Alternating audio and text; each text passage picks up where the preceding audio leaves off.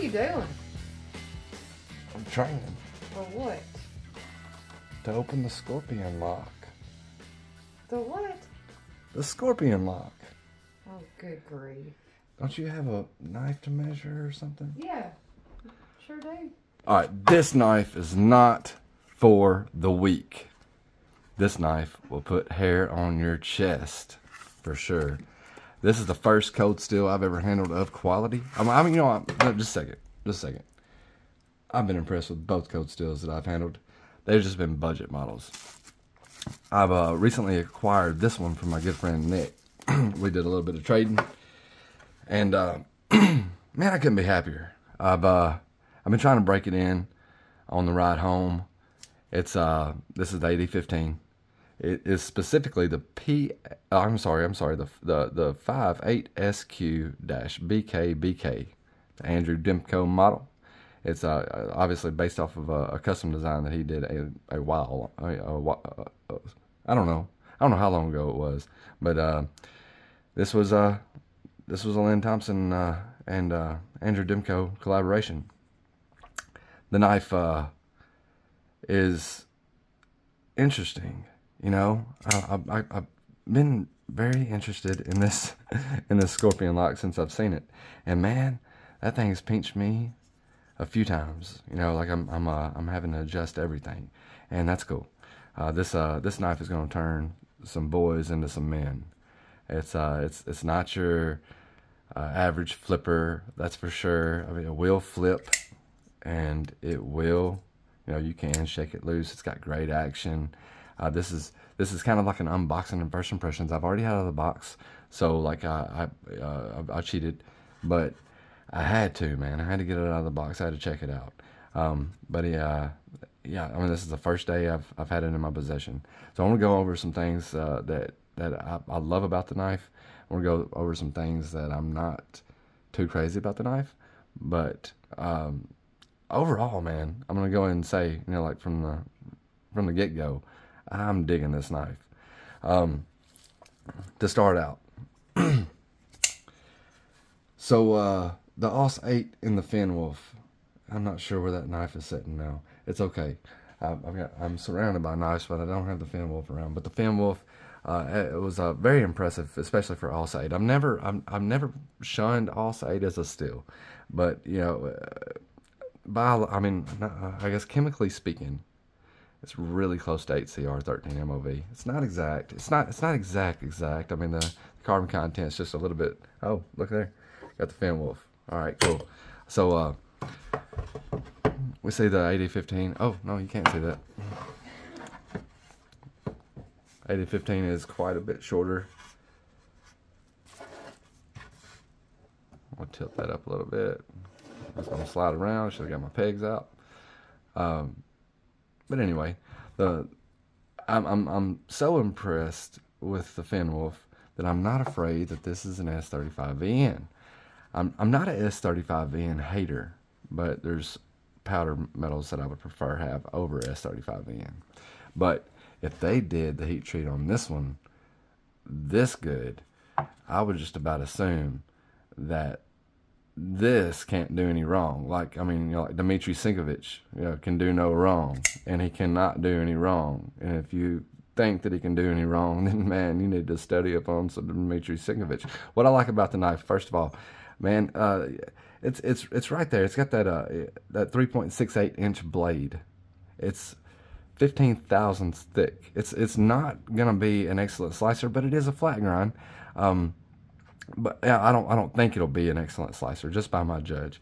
But it's a work knife. It's a work horse. You know, it's a man. I need to get centered up. I'm sorry. It's not designed to be an apple slicer. You know, this thing is designed to last forever, and I think it probably could. You know, but it's still around after I'm gone. What do you think? Overall length is 8.56 inches. It's got the drop point, flat ground, S35VN steel, as we've covered. Made in Taiwan. It's 6.5 ounces. It's got the scorpion lock, and well, I guess closed. We can mention that. It's 5.125 inches. It's different. That's what I like about it.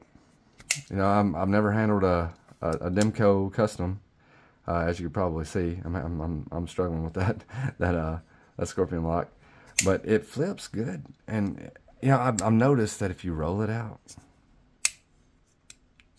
it flips really easy. You know, like it's almost like it might get a tad bit of a lock stick if you fling it open real hard, and then it's kind of, you know, it's harder to close at that point. But I mean, if you roll it out, and rolling it out, I have been pinched several times. You know, it grabs the meat of my palm, and between the scorpion lock and the G10 scales on its closure.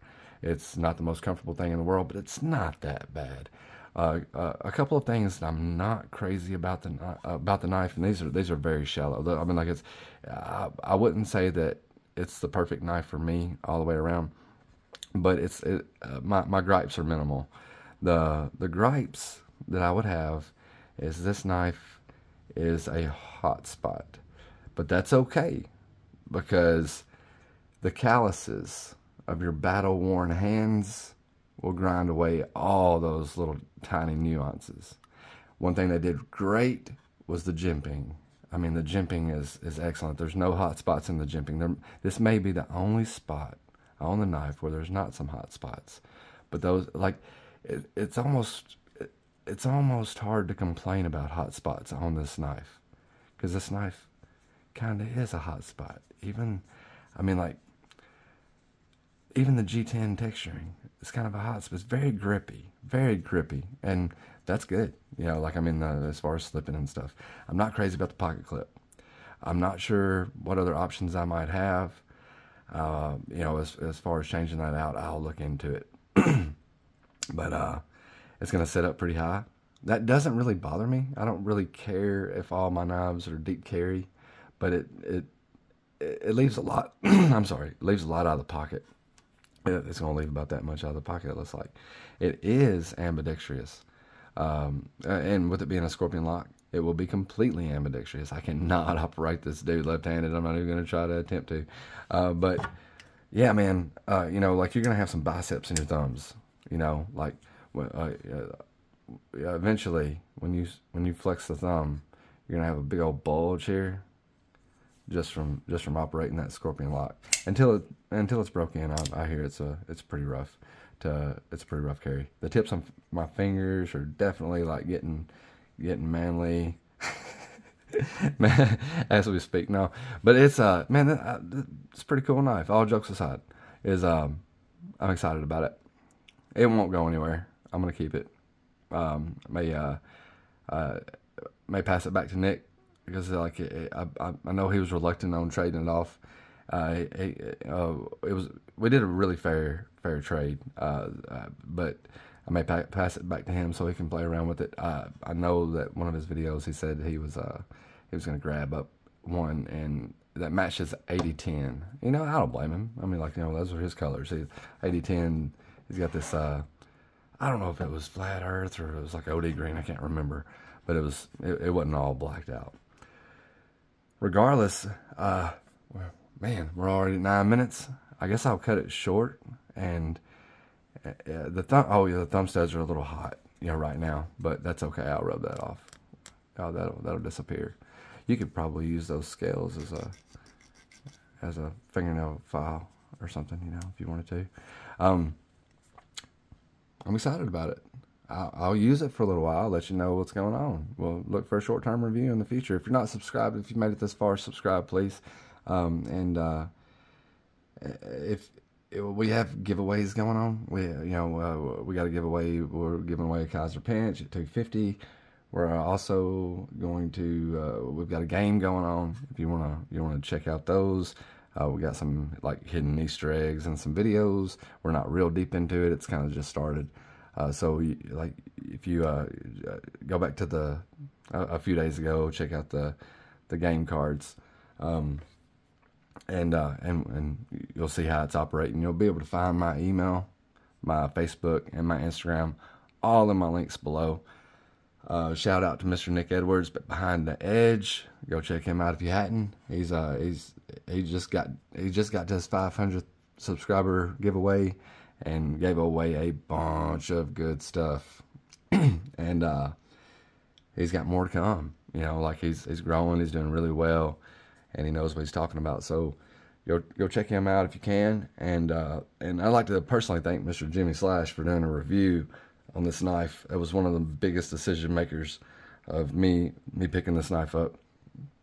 Was watching his torture test, and very much appreciate what he does for the community, for abusing the things that we might not want to abuse ourselves.